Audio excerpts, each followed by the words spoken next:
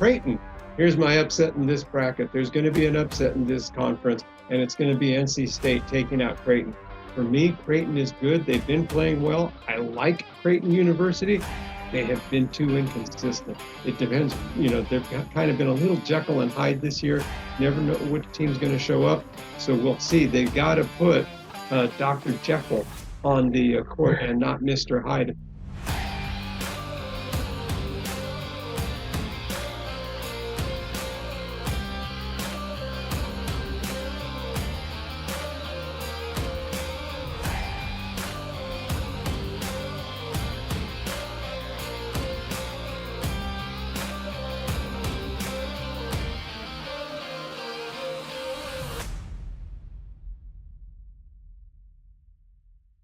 What is up, everyone? Brandon Ferst, aka First Report, representing the Ferst Off the Bench podcast network. Everyone comes off the bench. We are first. Welcome into another edition of In the Paint, a very special In the Paint. Obviously, it is time for March Madness. The brackets are set. We are just 24 hours removed from Selection Sunday. We're going to break it down for you all on this podcast. And when I say we, of course, mean myself and my co-host. We'll start with Raider Jim Martinez. You can find Mr. Martinez at Raider Jim 1090. How you doing tonight, sir? Hey, I'm doing great and wishing you a speedy recovery. Our esteemed host is a little under the weather, but by gosh, we all get up and get off the bench because we got to do our stuff, make the work happen, and keep the wheels turning. Amen. Amen. I appreciate that. Unfortunately, did get the news that I think a lot of people have gotten over the last 3 years. I am COVID positive, but gonna fight through it. Got great team here behind me that's gonna pick me up when I'm feeling down. But it's something we all go through. We'll fight through it. Great support staff with you two already. Offering to bring stuff to my doorstep. I appreciate you all. We also, of course, have Coach Brandon Lupian. You can find Coach at Portland 76er. How you doing tonight, sir? Doing quite well, adjusting to this time, but the time adjustment means nothing when a friend, a co-host of ours, is down with this COVID, virus. So speedy recovery, and like you said earlier, thank goodness it's March Madness. We got a lot to talk about.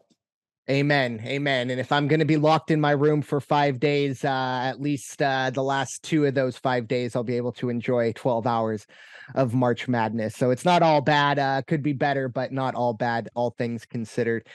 We should dive right into it, though. Obviously, we have plenty to get to. We'll go region by region. As we look ahead to, of course, March Madness beginning this Thursday. We are, of course, recording Monday, the 13th of March, 3 or 4 days before the madness begins. But we will start in the East. We have the top 4 seeds. You have Purdue at number 1. Not a huge surprise there. Number 2, we have Marquette. Raider Jim has been telling us about Marquette pretty much for the last month. They vindicated all that with a fantastic weekend, winning the Big East and getting the number 2 seed in the East. Number 3, you have K-State, and number 4, you have Tennessee. Raider Jim, I'll pass it over to you first. What are your thoughts on the East Regional? Wow, I got notes on every single game, just a quick blurb on everything. I think that Texas Southern gets the play-in on this one. That's my personal guess on that. As far as the rest of the bracket plays out, I think Duke and Tennessee are going to move on after that first round, but I think Duke's run is going to be over after that. I think Purdue and Memphis are going to move on. They're going to, and I believe if that happens, they're going to, Purdue and Memphis, yes, and they will meet on Saturday. Purdue has showed that they are human of late. And I think that's just enough. Memphis is on burning up the court. They're moving so fast. Watch for Memphis to take Purdue out of this one, the first number 1 to fall. And then also, it's not going to be a surprise to me. It might be to some. You hear Tom Izzo and the Michigan Spartans Michigan State Spartans got their way into the tournament. So, wow, it's just like old times. No, it really isn't just like old times. These aren't the Spartans of old. Watch for the Trojans to take down the Spartans. That's my other guess. And then the other one, I would say this is my big. If I'm going to have an upset, if you want to have the one guess that's going to take your bracket and put you over the top, for me, it's at least in that first round. For me, it's going to be when number 11 Providence takes out Kentucky. I believe they're playing Kentucky. Is that correct? Yes. And they are going to take out Kentucky. They're going to advance on to play Kansas State. Kansas State will prevail, but there it is. There's your Providence, number 11, going to put one last good game together for the season. Yeah, it was a really interesting Big East tournament for a lot of those teams. Providence, I think, 11 seed, I know they're just happy to be in the tournament, at this point. But I felt like that, it was a little tough for them. They had such a good start to the year, maybe struggled. I agree with you on Purdue as well. Had a good Big Ten tournament, but I do think maybe got a little, I don't want to say lucky that, it was Penn State they were playing in the final. But it could have been a tougher challenge for them. But I will say the one team that jumps out to me it is Duke. I think I think myself, I probably kind of slept on them a little bit. They're not ranked, or they haven't been a top 10 team like we're so used to. Of course, no more Coach K. But I really do think they have an opportunity. Now, they have a really tough matchup against Oral Roberts. Not a huge fan of College of Charleston and Oral Roberts, 2 30-win teams getting 12 seeds. I know they're in, the kind of the low major conferences, but that's real tough for Oral Roberts to have, maybe one of the best players in the country and Max Abus and, 30 wins this year, and they get Duke straight out of the gate. I think that's going to be a real tough challenge for Duke, but if they can get by that, keep an eye on Duke going forward. Myself personally, if I have to pick a winner in this region, I really wanted to go Purdue, but like I said, I just haven't seen enough consistency. And we talked about a few weeks ago, I think the blueprint is out on how to beat Purdue. And that's going to get broken down, especially, into the second weekend. I don't think they're worried too much in the first. I think they get through this first weekend. But I do like Kansas State. I think playing in the Big 12, I know Big 12 isn't coach's type, if you will. But I think overall, I think you're going to see that ability of them kind of having to grind all season to get to this point. I think that pays off. I think Kansas State wins this regional and heads to the Final Four out of the East. But I do think it's going to be a really, really interesting regional with some of the, kind of lower seeded teams. It's not too often you see Duke and Kentucky at 5 and 6 respectively. But Coach, what are your thoughts on the East Regional?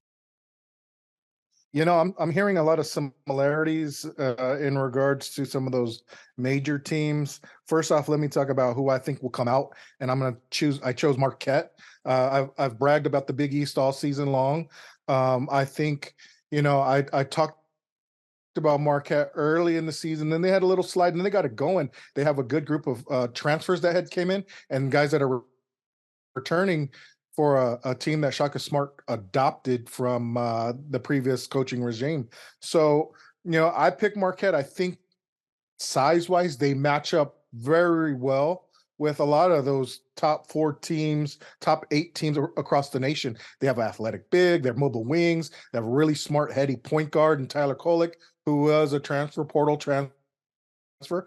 And, when you're looking at ball distributors throughout the nation, he might be one of the top 3 ball distributors, not scoring point guards, but a point guard that will actually get rid of the rock, put it in the right position for his teammates to score. So I really like Marquette. I really think Shaka Smart has done a marvelous job. This is a Marquette team that was picked 9th in the Big East. And to win it, and to win it outright, and to win it convincingly, this might be Shaka Smart's best coaching job of his career. Forget about the greatness that he did at VCU. And I'm not even going to call Texas a failure. The expectations of Texas boosters really kind of failed them. But Shaka, geez, what he's done. And this is all my thoughts before last week's Raider Jim history lesson on the name Shaka. It's just, I've really grown to like him a lot over the seasons. Him leading Marquette out of the East is my pick. As far as Purdue goes, yeah, they've stumbled coming in to this tournament. I was really surprised they got the 1 seed.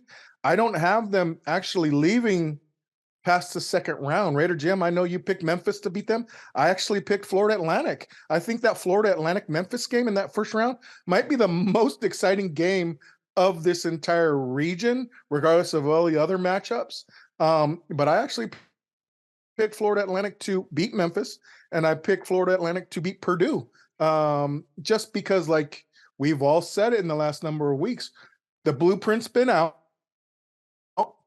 And when you're facing a team like Memphis or a Florida Atlantic, I don't think Zach Edey, it plays to his strength. These are both two speedy teams, and he's a big lug, rightfully so, and has put up numbers as big lugs do. But that doesn't necessarily translate into transition defense or transition offense for the Boilermakers' sake. And yeah, they limped into this 1 seed. I was really surprised that UCLA did not get this 1 seed here.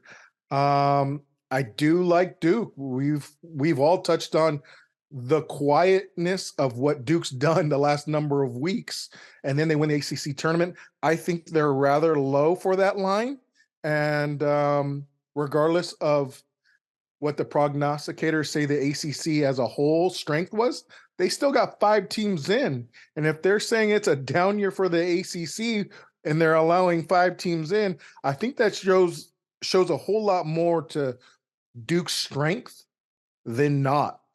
I do like Providence. I like Providence over Kentucky. Speaking of that game, Bryce Hopkins is a transfer from Kentucky that made the all Big East first team that plays for Providence. You know, as of late, they've slid. They really have. They got dropped out of the top 25. I was surprised, but I've always talked about the strength of the Big East, and I don't think that's been recognized enough across the nation. It's kind of a warm storyline that Coach Izzo's in. Not going to touch up much on them, but I do see them getting past USC before losing to Marquette. But you know, this is an exciting region. Obviously, not the strongest region of all the 4, but there's going to be some very exciting games, starting with Memphis, Florida Atlantic. Those 2 teams are going to get up and down the floor. Kentucky, you know, is Coach Calipari, you know, able to get them past Providence? I don't know.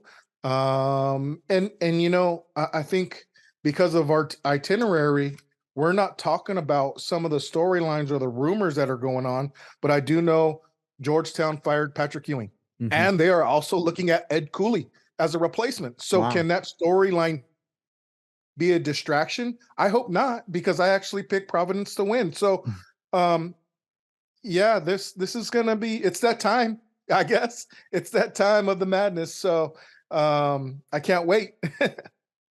Yeah, that would be interesting. I feel like Ed Cooley's been there forever. At Providence, he's been a Rhode Island guy.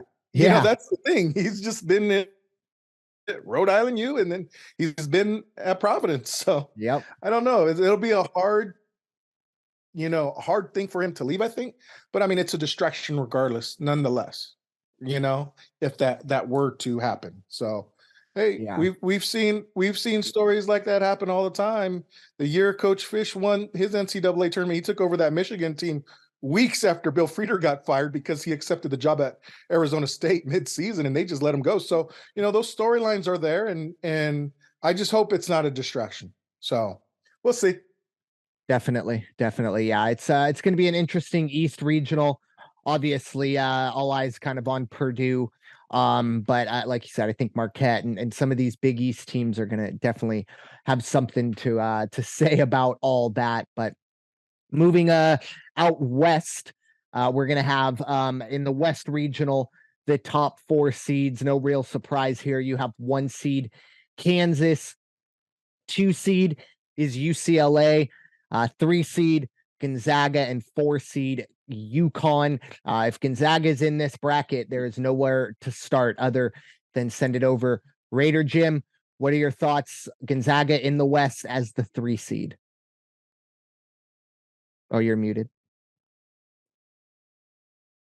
Oh, Raider Jim, you're muted.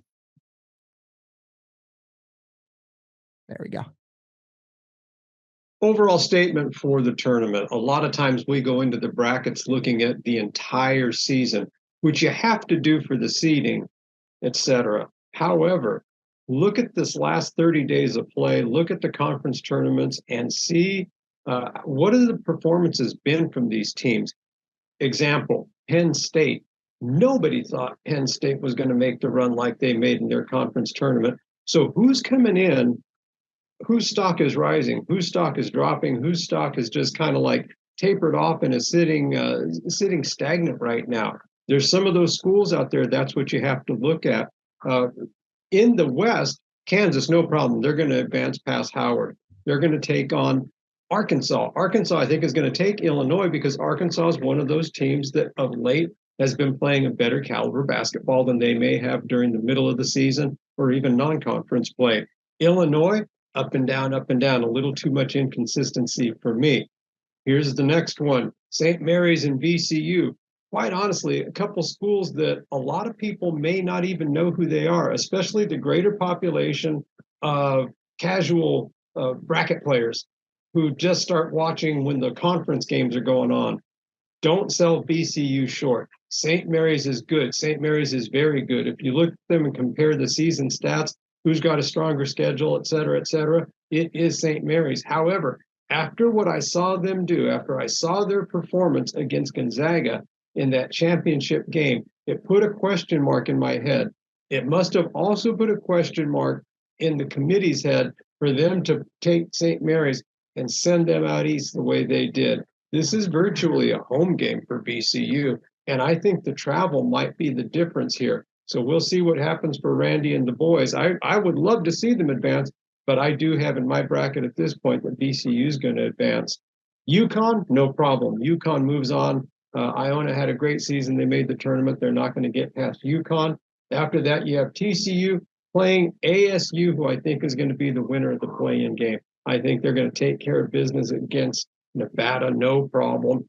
The thing is, even TCU, I think they were given I'm doing this without my glasses, a 6 seed.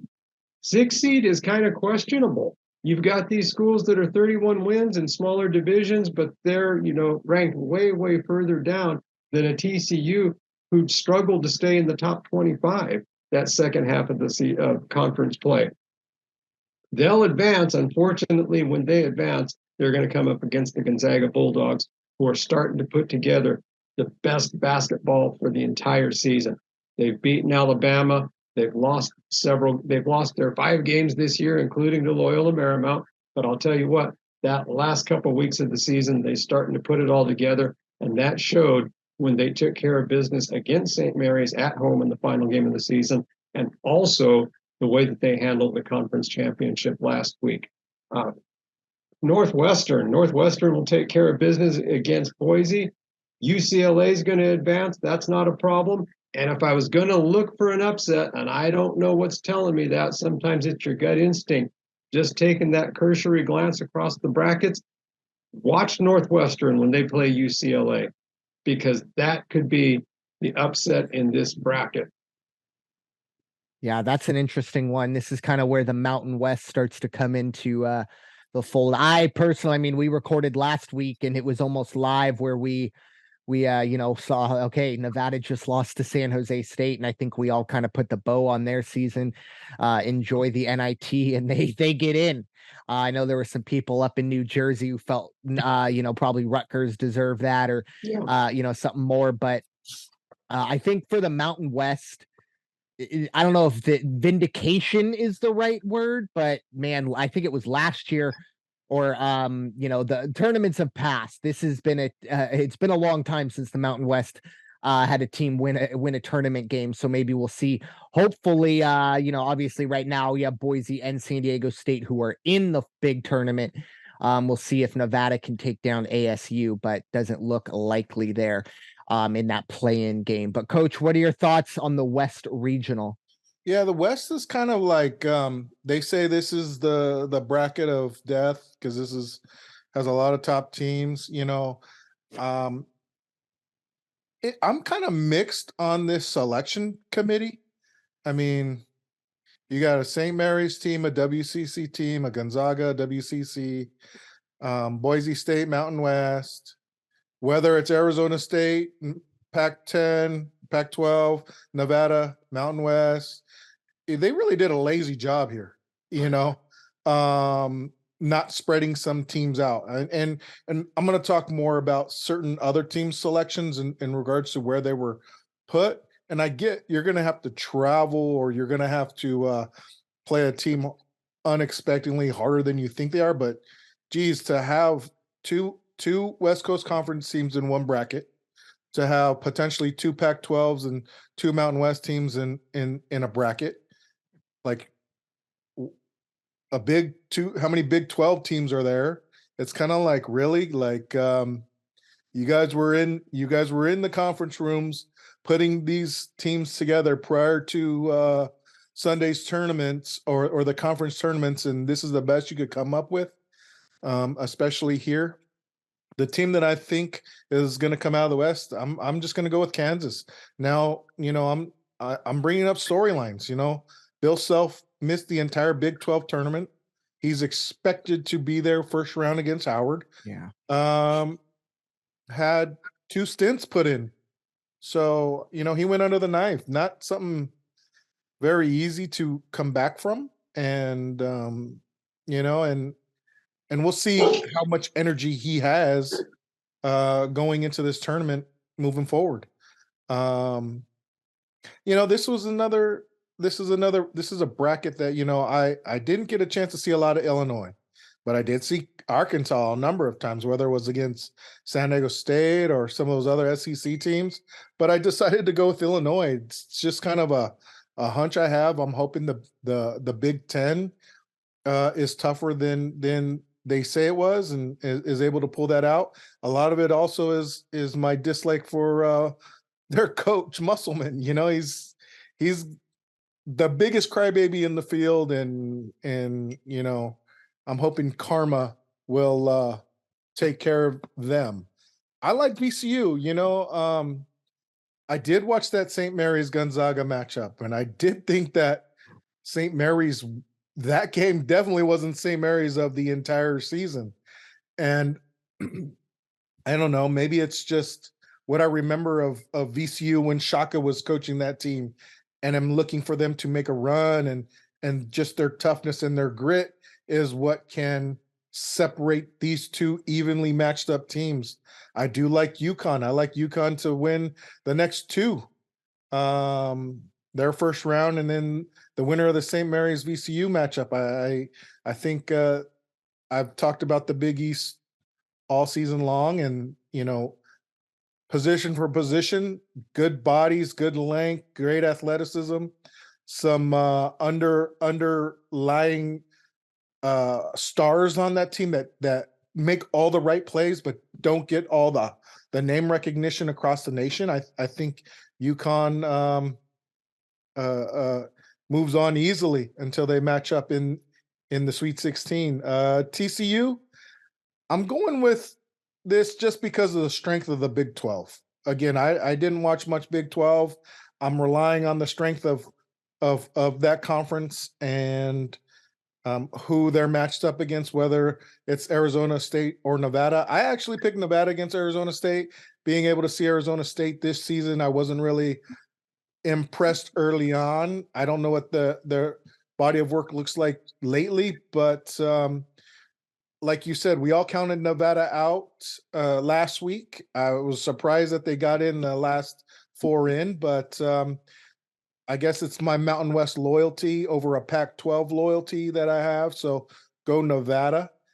And then I think Gonzaga is right for a run. Like Raider Jim said, they're playing their best ball when they need to be. Unfortunately, I think UCLA is just a tad stronger and a tad deeper this season when they match up. But I do have Kansas coming out of it. And I actually think Boise State, and maybe it's my Mountain West loyalty, and it's time for this league to make a push. I mean, last year they got a record number of teams in, and they all went out.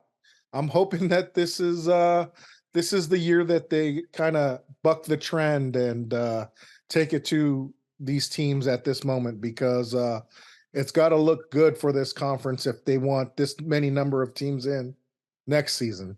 So yeah.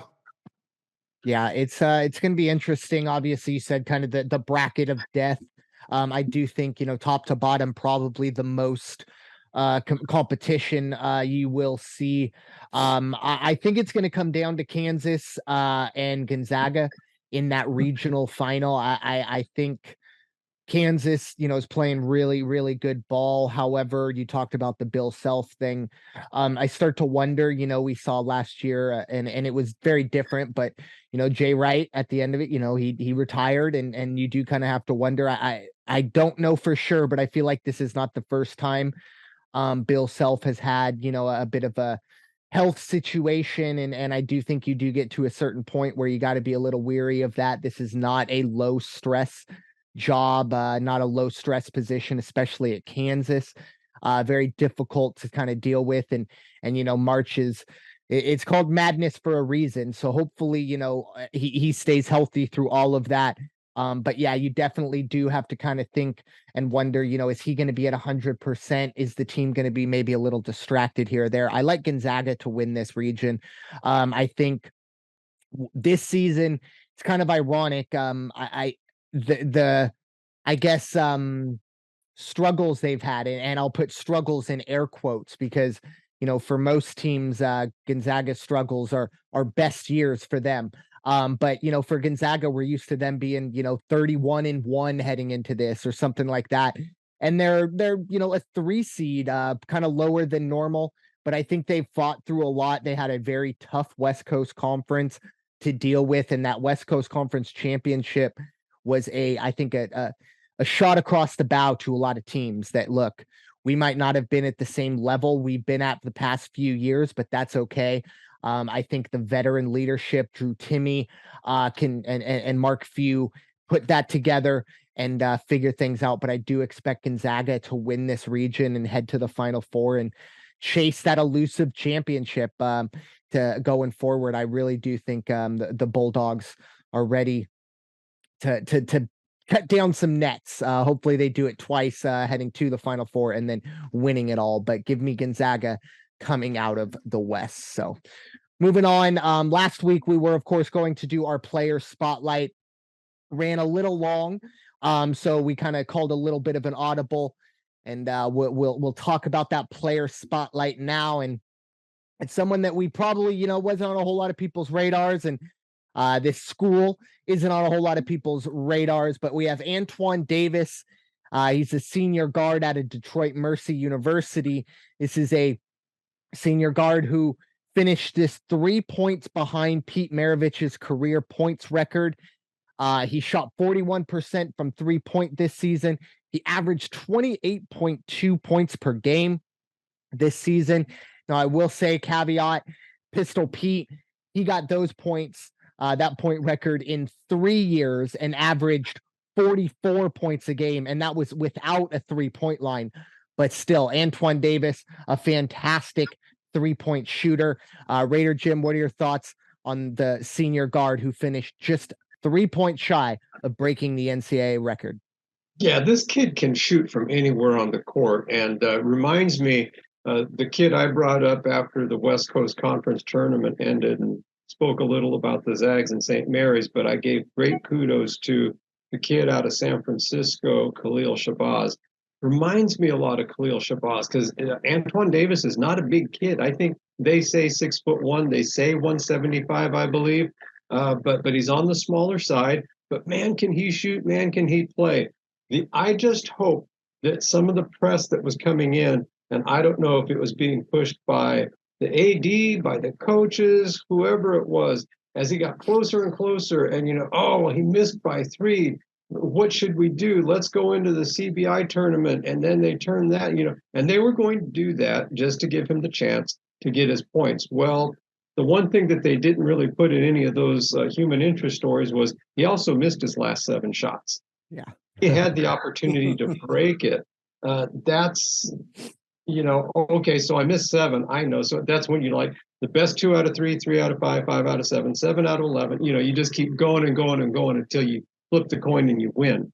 And I don't want that to be the stigma or the label put on this young man. The other thing people will say is he originally was going to go to Houston, then decided to go to Detroit Mercy, where his dad's the coach and his brother is the assistant coach. So there's these little things that unfortunately people are always probably going to look at or will bring up when you mention his name. I think he's got a chance to be a good European player. Beyond that, I don't know where he really ranks in the NBA draft prospects. You guys would probably know better than I, but again, great player. So let's keep I just hope that we keep the focus on his achievements, and we don't have, I know we're going to have those camps. Yeah, but Maravich couldn't even play his freshman year. Yeah, but this and yeah, but that. Hey, doesn't matter. That applies to a lot of kids, and none of the other ones have gone out and challenged Pistol Pete's record. Yeah, and look, you go out and you shoot 41% from 3. That's very impressive. And like you said, he's undersized. He's 6'1". I think he needs to bring more to the table other than, 3-point shooting if he wants to play at that next level here in the States. But I definitely do think that, overseas somewhere, I think he's got a great opportunity to really blossom, and that's perfectly fine. You make a very healthy living in a probably very beautiful European city, and that's perfectly okay. I know that's what kind of Kobe always said. He says he wish he could have, towards the end gone and played in the Euros, and spent a year in Milan or Barcelona, something like that. But Coach, what are your thoughts on Antoine Davis? I can't say what's already been repeated, so let me just say this guy's been twice named the Horizon League Player of the Year. The guy's got some game and recognized by whether it's the coaches, the media that votes on that. But, like you said, whether it's in Europe or whether it's an opportunity in the G League, those opportunities will be there after his collegiate career, and he'll live a nice, healthy life.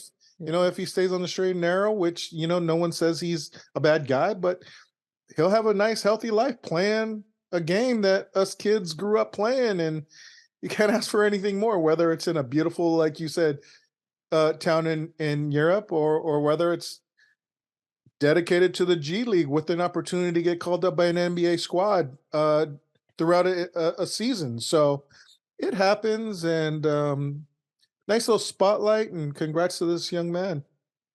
Yeah, it's unfortunate, he didn't, break that record, but I do think either way it would have been, with maybe a bit of an asterisk. And I think more than anything, it's to kind of shine light on how dominant Pistol Pete was. Once again, I mean, averaging almost 44 points a game without 3-point line. It's almost unfathomable at this point, and how we look at basketball now to see someone do that. But still a fantastic career. Unfortunate, we're not going to see him play it. We saw Steph Curry in the NCAA tournament play for Davidson, and he put on an absolute show.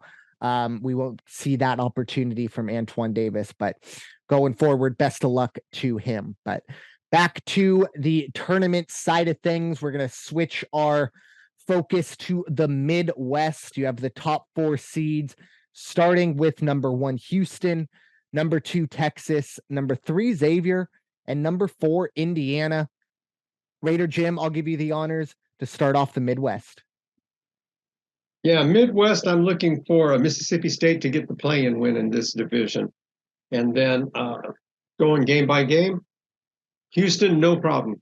They definitely advance to the next round. Auburn will take out Iowa and advance to the second round. And then we've got Miami. Watch for Miami to make a deep run. If it plays out and you end up seeing Miami standing right across from Houston, that is going to be one heck of a game. Miami has their shoes laced up and they are moving fast, and that would be a fantastic game. And again, especially when Houston, it was an upset to me that they didn't win their conference tournament. That means watch the game films. What happened? What was the recipe to take them out? Miami will be coached well and ready for that, and they're not going to play ahead of themselves. They're going to take it one game at a time. Iowa State, Mississippi State. If there's going to be an upset, I guess you would say for me, it's going to be Mississippi State is probably going to take this one. If that would be my upset. And then after that, that was going to get the winner of Xavier and Kennesaw. My daughter-in-law wants Kennesaw to make a run. She always picks a long shot.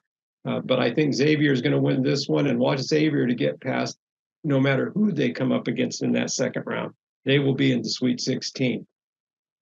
Texas A&M and Penn State. The Penn State run is over. Watch for Texas A&M to advance.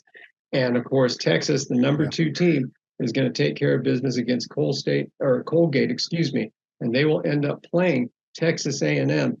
And even though I'm trying to keep it to the first 2 rounds, I will tell you it will be A&M that advances in that one. That's going to be the upset. A&M plays good ball when they have to.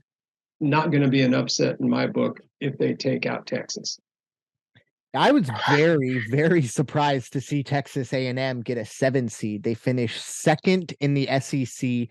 They, they got beat up pretty good by Alabama in the NCAA or in the SEC final, but Alabama's the number 1 overall seed. So, I mean, how much, how does that hurt them that much to the point where they're a 7 seed? No favors done for them, but I think if they can look at it, they can say, hey, we have an opportunity to, beat an old rival, beat Texas in that second round. If that's extra motivation for them. But that was one thing that jumped out to me. Texas A&M being a 7 seed, don't quite agree with that. But Coach, what are your thoughts on the Midwest Regional? Probably my least favorite region of this entire tournament. I'm not the Calvin Sampson guy, but I respect what Houston's done. I think after they take care of a hot shooting Northern Kentucky, I think they're going to be facing a tough Auburn, an SEC Auburn team, and I think they're going to get some trouble there. As quiet as we've been about Duke, Miami seemed to put some things together quietly. They've had some losses that were unexpected, and they've got some really good wins that were unexpected. But I think their run stops after the second round. I text you both late the other night.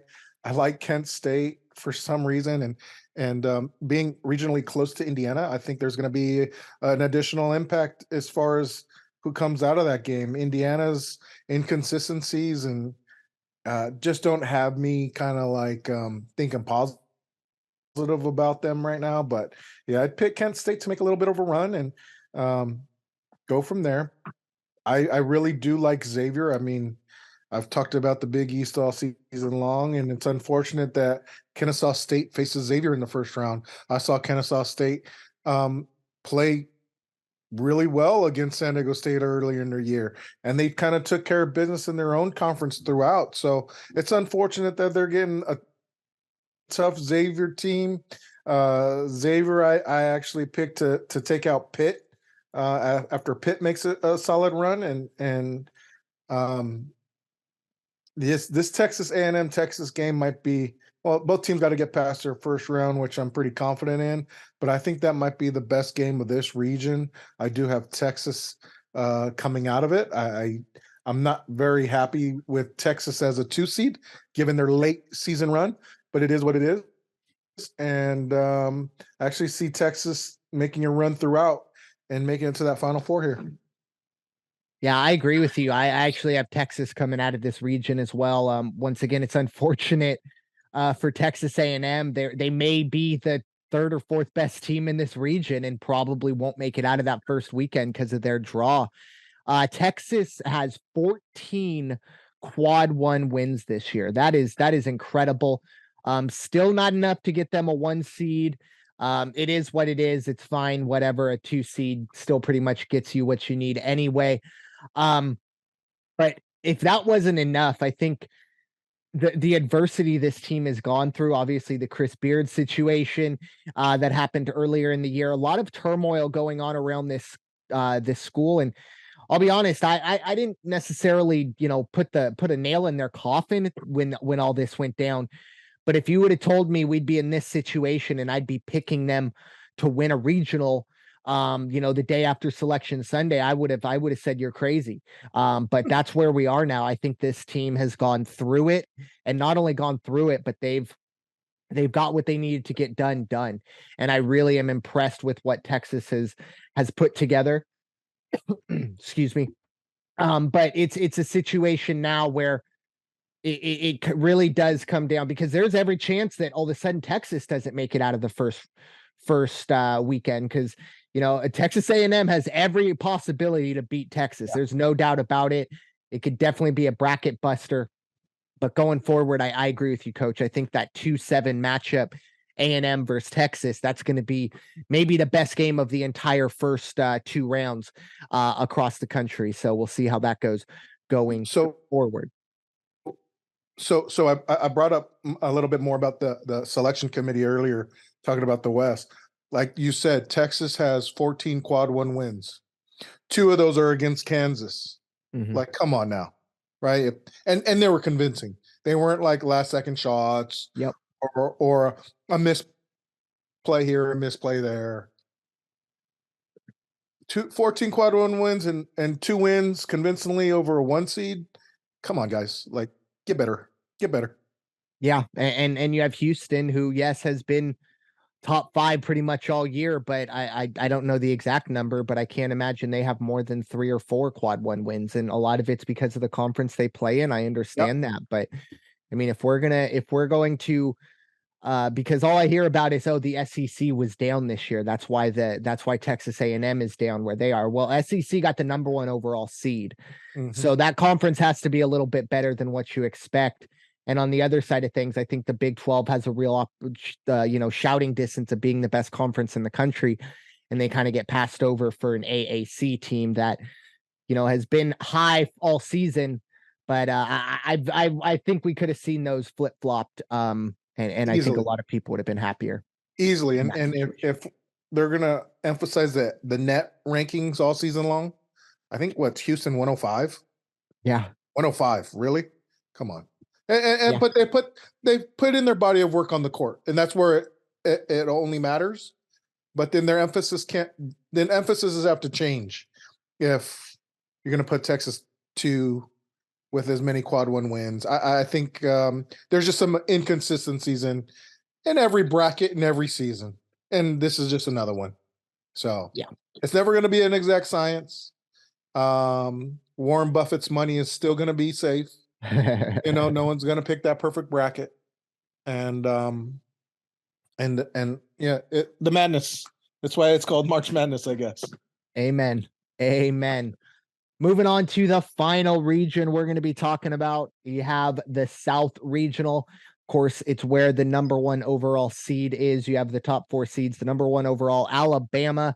Number 2, Arizona. Number 3, Baylor. And number 4, Virginia. Of course, we also have San Diego State in this bracket. So I'm actually pass it over to Coach first. Give us your thoughts on the South Regional. South Regional, second region, second strongest, hardest region to get out of. And that's not just because they're hosting the 1 seed, overall 1 seed in Alabama. I mean, you look at Bama, you look at San Diego State, you look at UVA, who was a national championship a couple years back. You look at Baylor, talk about quieter team than Duke. Well, at least for me, since I didn't watch a lot of Big 12, but you see Baylor there. And then there's Arizona, who we talked about Tubelis as on a player spotlight weeks ago, that's on this team. So, and then here we go again about the selection committee. We got 2 Mountain West teams, one being Utah State and then San Diego State in the same region. Come on, guys, like spread it out a little bit better. But I like Bama for the most part up until they meet in the Elite 8. A lot of good teams. I think Creighton is putting their best body of work right now, finishing the Big East strong. I'm really curious about this Virginia Furman game. Virginia has proven all ACC long to struggle scoring the ball. And as a San Diego State fan, there have been plenty of stretches throughout a game where San Diego State's gone silent, scoring the ball for about 5 minutes, give or take. Well, this Virginia team makes it even harder for themselves. So they rely on packing it in, and their defense is strong. So if Furman gets out and gets hot, and Virginia can't necessarily catch up offensively, look for that upset here. I'm not going to speak on many more upsets throughout my brackets, but here's one, a 4 and a 13. I think what I've heard across the airwaves is San Diego State was the top 5 seed throughout and could easily been a 4. Now, if that slip up at Boise State never happened, we're probably talking San Diego State 4 and Virginia 5, as some of these kind of brackets shape out. But I think UVA has enough to pull out the first round, but possibly not the second round, facing a tough defensive-minded San Diego State team. Now, I text both of you when someone, I forgot who it was, text that we're facing Charleston. I see a lot of comparisons between Charleston and Utah State. I think this is a game for our bigs, whether it's Rope, Mensah, Keyshawn Johnson, and Orley D, just really dominating the paint, hitting the glass hard, putting in second chance opportunities, and really dictating a physical game versus Charleston shooters. Charleston can shoot the heck out the ball, but San Diego State's proven to be able to shut down the 3-point opportunities. Utah State was at one point the number 1 3-point shooting team in the nation. And San Diego State did a very good job limiting them opportunities, putting up 4 shots. So I see State very comfortable facing this team. But, there's that stigma that they're all fighting. Dutch has to get his first NCAA win. And a lot of those Aztecs, not just Dutch, have to get their first NCAA win. And that could play in the minds of a team and a coach. And it has to change, like I said, with Nevada and the other Mountain West teams. They got to make a run. They got to make this season statement that getting 4 teams in isn't a fluke. And I actually have Arizona pulling this region out moving forward. Yeah, very, very good stuff there, Coach. It's going to be an interesting regional, especially having, Alabama as the number 1 overall seed with, of course, all the drama that's been going on that side of things. But Raider Jim, what are your thoughts on the South Regional? Yeah, Alabama number 1, so it really doesn't matter who wins the playoff game in this region.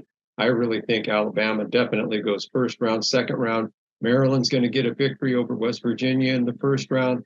They're going to make it a game against Alabama, but I think Alabama advances there. San Diego State and Charleston. I like the Aztecs. I think Charleston, they're going to look past Charleston maybe to a degree. The one thing I've seen in the little bit of San Diego State ball that I've seen this year, and maybe it's coincidence, the few minutes I'll turn on a game or whatever it may be, they play with, there's a propensity for error, and there's also a propensity for emotion. And it's not a good emotion. It's the emotion where it's like, I made reference to it last week. Somebody, Colorado State or Colorado, whichever team they were playing, got the lead on a shot, and everybody's shoulder, a couple guys' shoulders went down, their heads went down, they're shaking their head, discouragement. And it's not so much that you can't have that feeling. It's not so much you can't have the emotion. If you've ever played cards, you never show anybody your cards. Keep your cards close to the vest. Don't let anybody else see it. When you get in the huddle, when coach calls timeout, gush your head off and say, man, this is not good. Say it amongst yourselves. Don't show the entire TV audience. Charleston can shoot the lights out from anywhere on the court. The other thing they do well, and coach kind of hit on it because it's got to be the San Diego Bigs that pull this out. Charleston can grab offensive glass. They're very, very good at that. And that could be the difference right there. Not so much if they're shooting from 3 points or what the percentage is. It's how many of the missed shots are they grabbing their own rebounds. Watch for this one, but I think Charleston's going to move on, unfortunately. Virginia and Furman. I like the Paladins. The first time in 43 years they've been into the tournament. Virginia's going to be too much. They're going to come in ready to play. They will advance. Creighton. Here's my upset in this bracket. There's going to be an upset in this conference, and it's going to be NC State taking out Creighton. For me, Creighton is good. They've been playing well. I like Creighton University. They have been too inconsistent. It depends. They've kind of been a little Jekyll and Hyde this year. Never know which team's going to show up. So we'll see. They've got to put Dr. Jekyll on the court and not Mr. Hyde. If they do that, they'll get past NC State. But I'm going to go with NC State in my bracket. Baylor, I don't know. They've had the wins, they've had the losses. They've been a little inconsistent compared to the most recent years. But in number 3, they'll get past Santa Barbara. That's not an issue. They're going to go up against Missouri, and then watch out. That could be an upset in that round. Right now, I would take Baylor over Missouri. I won't be surprised, though, if they do not advance. Congratulations to Tommy Lloyd and Omar Ballo, the former Zags, who are doing their thing with the Wildcats down there. Ended up winning the Pac-12 tournament. I went on record last week saying, no way in hell were they going to pull that out, but they proved me wrong, and I'm okay with that. Oh, it's going to be a great conference. It will come down, or it could very well come down to Arizona, Alabama, and then that's just going to be a game to watch.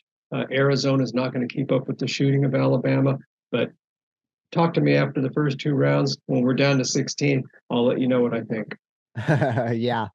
I think if you're San Diego State, you have to just maybe call up the selection committee and say, hey, what do we have to do to, maybe not get shipped 3,000 miles to play our first game? Big it seems difference, like yes. every single year, it doesn't matter what number San Diego State has next to their name, they're playing their first games in Orlando or Charleston or New York. It blows my mind. I mean, even a central time zone, can they get a central time zone mixed in there somewhere? Obviously not the case, as they're back out to Orlando again. But I will say it's really unfortunate, the draw that they get. I think Charleston is unfortunately that quintessential 12 seed that always, kind of gets that upset.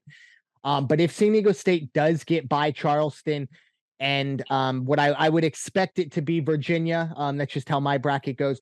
I do worry a bit about that, only because I feel like Virginia is a similar team to San Diego State in terms of the way they want to run. They want to play defense first, and win the game 60-58.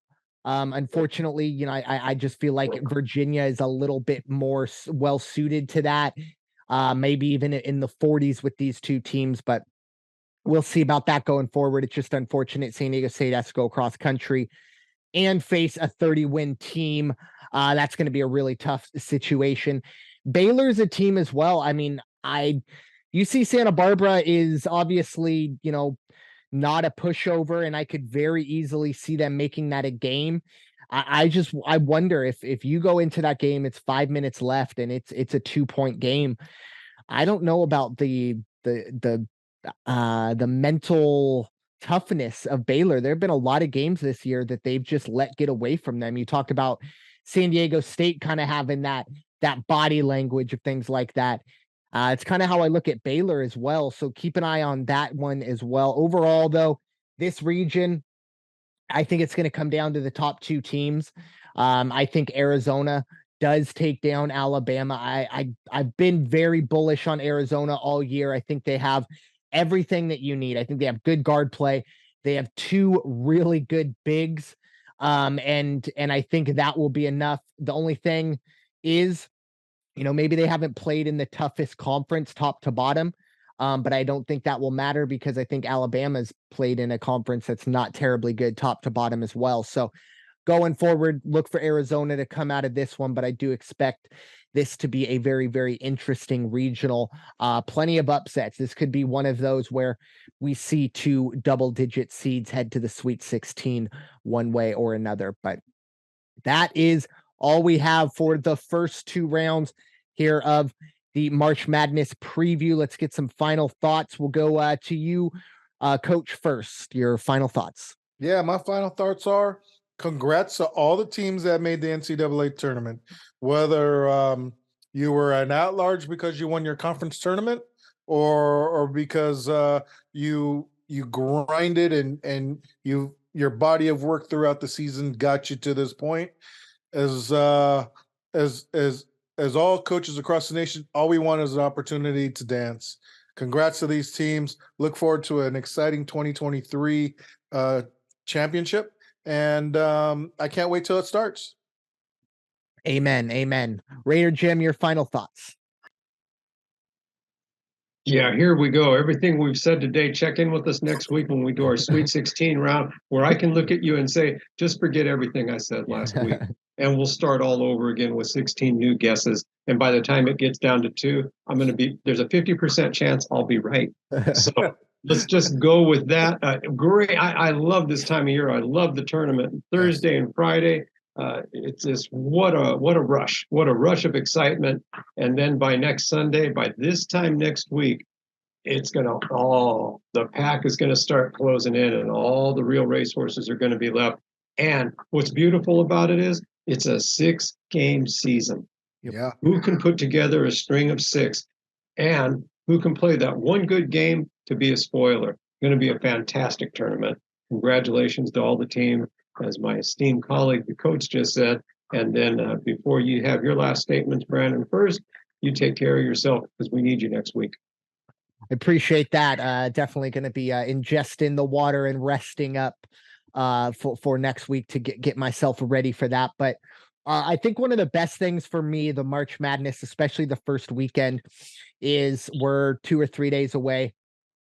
By the time we record next week, it's going to be, there's a name that we don't know that we will all know next week. There is going to be an individual, or maybe individuals, that are going to become, first name basis, kind of become those March Madness legends, if you will. I can't wait to kind of see how that all plays out. There's going to be upsets. There's going to be buzzer beaters. And of course, there is going to be madness, and we are here for it. Can't wait to break it all down for you next week. But thank you all so much for listening to this episode of the In the Paint podcast, presented by the Ferst Off The Bench podcast network. Also want to shout out Gray Space for putting this together. Appreciate the fantastic video editing that they've put together. Keep that in mind. We're going to be working with them going forward. Let us know what you think. But thank you all again. Time for y'all to go wash your hands and stop hating everybody. We'll talk to you all very soon. Go Zags. Yes, sir.